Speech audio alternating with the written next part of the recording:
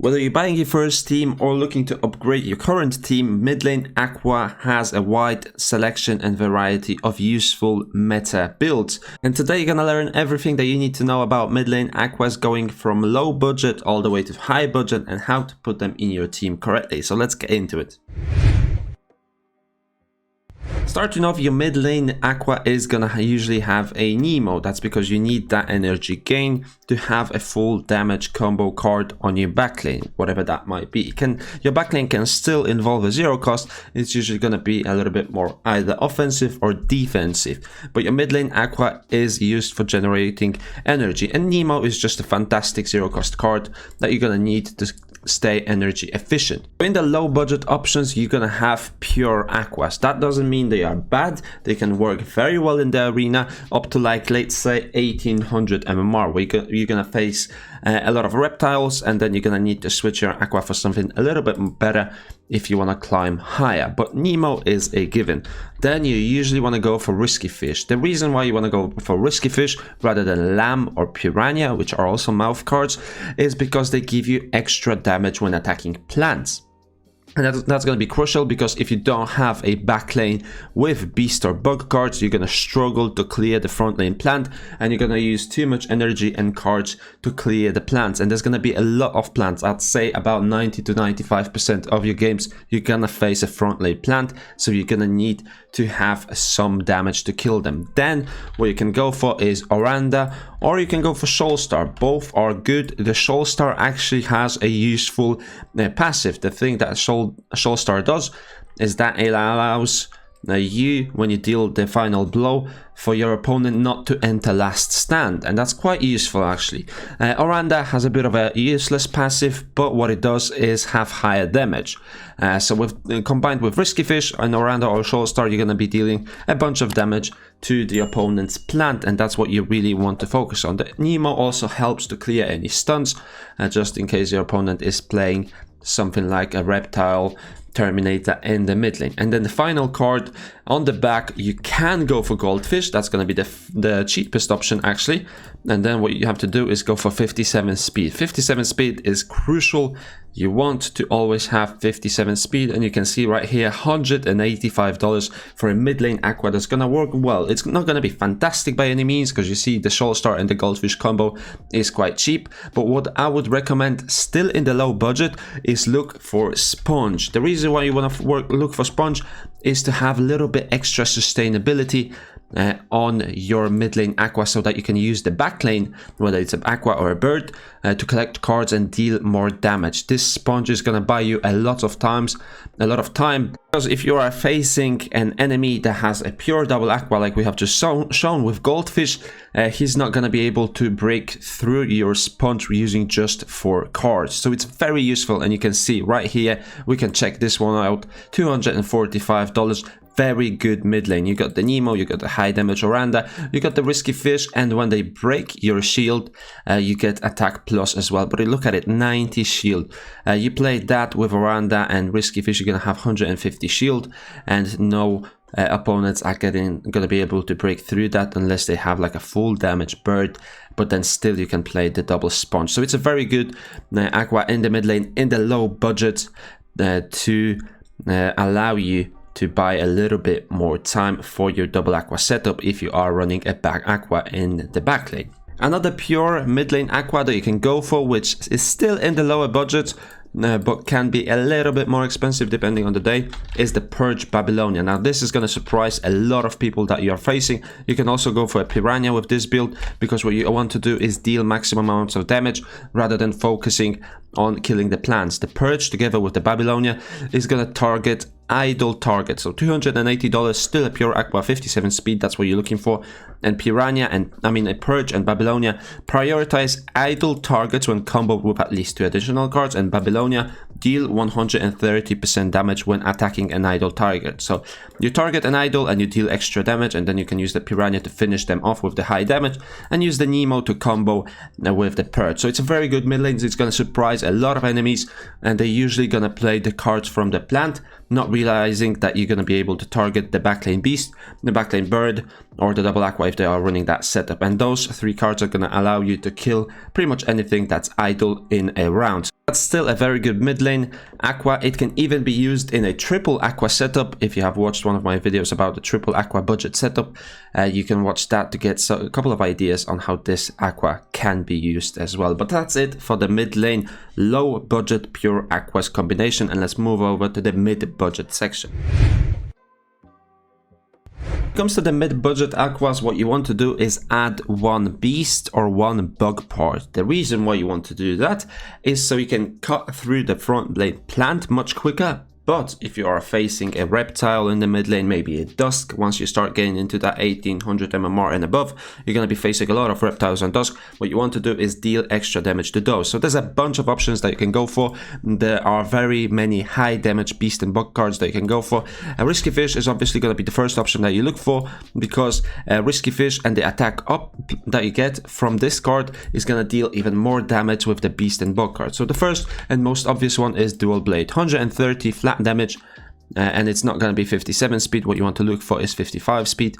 And then you can go for the goldfish right here, $206, perfect. Probably sold out. Yep, it's probably sold out. It's not going to be available, but nevertheless you can look for something else. We can even look for, I mean, you can go for sponge. It's not, maybe not recommended, but goldfish is going to be just fine.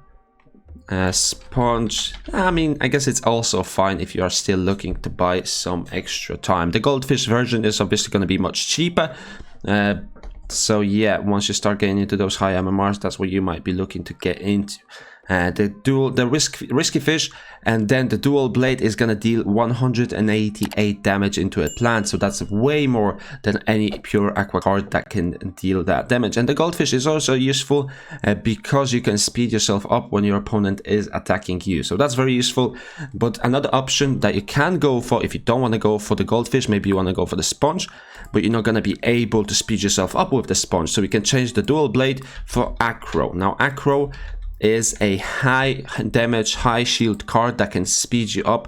I believe that's cutting into the higher budget now, but that's the only beast card that can speed you up, so you can still stay active on the map and you have the high shield card. But because this card has 50 shield, I would actually cut the sponge from the equation and go for something like Blue Moon or Goldfish, so you can still deal that extra damage, because Aqua is going to be enough to protect your Aqua. So this is a good example of a mid lane Aqua that you can go for with just one beast or bug part. But to give you a little bit more options, if you are just looking for one beast part, one bug part, no matter the composition, you can go for the high damage ones on the horn, which are dual strike. They are pokey.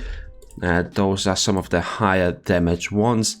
Yeah, you would be looking at about $300 with having the horn as a beast card, right? We can now change it and we can look for a back card that has that damage. So on the horn we can go back to having the Oranda, which is good. We can have the Shoal Star. I would recommend going for the Oranda because you're going to be needing that extra shield. But on the back, what we can go for is a lot of cards. Actually, you can go Garish Worm, has high shield, high damage. You can go for Sandal.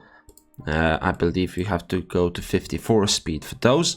You can go for Risky Beast. If you are really keen on having more damage, you can go for the Ronin. You can go for Jaguar. You can go for Furball, which is the juggling balls. I mean, there is a lot of options when it comes to the backboards, which deal extra damage into plants and into reptiles, right? So just having that one bug part is gonna do very well. The Garish Worm obviously has the highest shield if you are looking to have a little bit more of that. The Shoal Star is not gonna have the highest shield, so maybe what you want to look for is just the Garish Worm together with Oranda. That's gonna provide you with a bit more shield So yeah, something like that, $270 you are looking for the mid-budget Aqua with just one beast part, so you can cut through the reptiles and the plants. And lastly, when it comes to the mouth part, you don't really have much of an options. The only mouth part that is dealing extra damage is the cute bunny, right? And that might be nerfed next season, so I really wouldn't recommend buying it currently because it seems a little bit overpowered, so it might be receiving a nerf. So just be careful with that one. I would probably hold on to season 19 to buy this card, as it is quite specific, but it is the highest damage mouth card from a beast or from a bug. And with a Blue Moon, which is also the highest damage card from an Aqua, you can get one for $400, and that's gonna do very, very well on the mid lane. You can also go for Sponge, and you can go for Goldfish, right, depending on your budget. All of these cards will do just fine with $339 for the Goldfish, obviously the cheapest card on the market. Lastly, the high budget cards. Now Nemo is still gonna be there, as we have mentioned. Nemo is gonna be in every single one of those Aquas, but then what you want to do is go for two beast and bug cards, right? A combination of either one, but you want to have two of them. That's gonna help you massively when it comes to cutting through reptiles and plants. That's what I use in my team currently to get to 2.5k of MMR, and the one I have is Dual Blade as well as Buzz. Now it's not the perfect combination. I want to change mine, but what it does allow you to do is deal that extra damage, and you are going to be looking at 52 speed for these ones, so about $400. It's still not bad, but you can find something a little bit better, as the Buzz doesn't deal that much damage, but it does have some decent shield. Now the highest damage, highest shield that you can have on your back, and it's also going to be an extra counter to the bugs, is the Sandal. So you can take out Buzz and you can go for Sandal. Risky Fish stays there. You want to have that extra 20 damage up, and you can see the higher budget cards are $500, $600. Now you can add all of those filters that we have just mentioned. So Pokey, you can go for Pokey, you can go for Little Branch, and then you can go for Sandal. You can go for Garish if you want to. That's going to be a high shield card from the bug as well. And then you are sitting at $300, so that's not bad. I wouldn't recommend it for your starter team because you might have too much beast and bug damage. I would just recommend it when you are a little bit higher up, when you are facing more and more reptiles, right? Because if you are facing a pure Aqua with this set of cards, you might actually be losing more, causing more harm to yourself than benefit. But if you are starting to face more reptile, more plants, this is what you would be looking for on those higher MMRs. That's what's going to allow you to push through. And then you can also go for the Ronin. That's a little bit of a risky card, but it can deal that extra damage. You can see first Ronin right here, 370 damage. And the best set of cards actually would be an Acro. Why would you need an Acro? Because your Aqua is already lower speed because of the beast and bug parts. You are sitting at 52 speed, so you need a way to speed yourself up. And the only way to speed yourself up is using Acro. That's the only beast card that can speed you up. And with Garish Worm, you can have one for $450, and that's going to be very high shield. You can see Garish Worm together with Acro have 100 shield, and if you can manage to combo both of them together, that's 200 shield, right? And then Risky Fish and Nemo, obviously Risky Fish for the higher damage, Nemo for the mana gain or energy gain, however you want to look at it. And then you can also go for Sandal, is probably going to be the best combination, but those are higher up. I can't even see a Sandal right here. It's probably going to be about $600 to get a Sandal in there. If you want to have a higher damage, then you might want to go for Ronin, but Acro is going to be the only card that can speed you up when you are looking at beast cards. The only other combination that I can think of that would also speed you up and provide you with a decent amount of damage from the beast and bug parts is the cute bunny on the mouth. Then you go for the Goldfish to have the speed up, and you go for another high damage card on the horn, which would be either an Acro to speed you up again, or you can go for any of the other ones that we have mentioned. So Pokey, Little Branch, and then we can go for Dual Strike as well. That's the only other combo that will allow you to speed up but also deal high damage. So yeah, this one $320. It's not high budget, but it still does the trick of having two beast and bug parts, but the trade-off is that you have very low shield, right? So the Acro Garish Worm, which was a little bit more expensive combination, allowed you to have up to 200 shield with the highest possible shield card. So that's something you would be looking at when it comes to choosing your mid lane Aqua. Hopefully I have helped you with this guide and you managed to incorporate some of this knowledge into your own gameplay and climb higher in the leaderboard. If you did enjoy this episode, give this video a thumbs up, consider subscribing to my YouTube channel, comment down in the section below what you would like to see next, and I will see you in the next one.